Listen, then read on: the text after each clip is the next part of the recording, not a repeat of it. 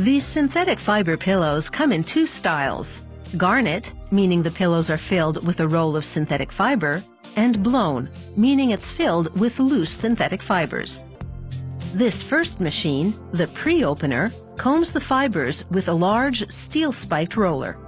This separates them to a considerable extent, though not yet fully.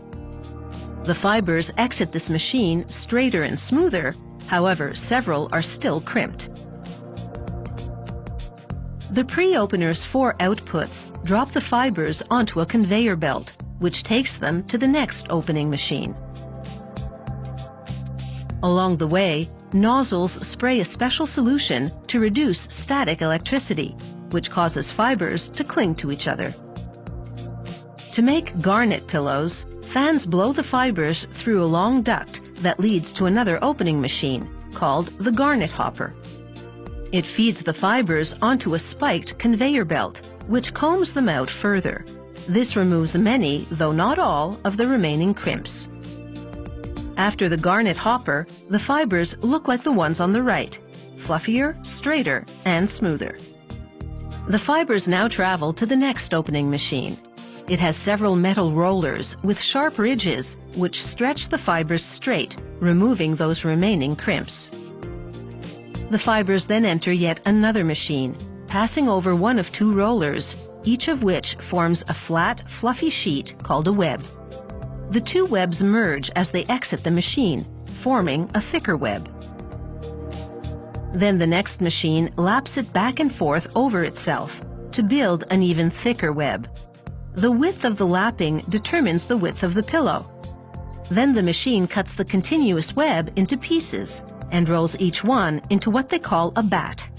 The length of the piece determines the characteristics of the pillow.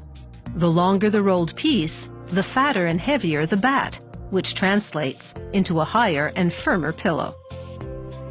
An automated machine makes the cotton or cotton blend shell that encases the bat. Workers mount two identical rolls of fabric onto the machine's two cradles and feed the ends through a series of tension rollers, because the two sheets must be taut as they pass through the machine's different stations.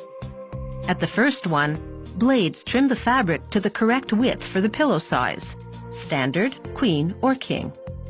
Then a slitter runs across each sheet, cutting a series of rectangular pieces. The machine then mates two rectangles, stitches them together on three sides to form a shell, and sews on the product information label.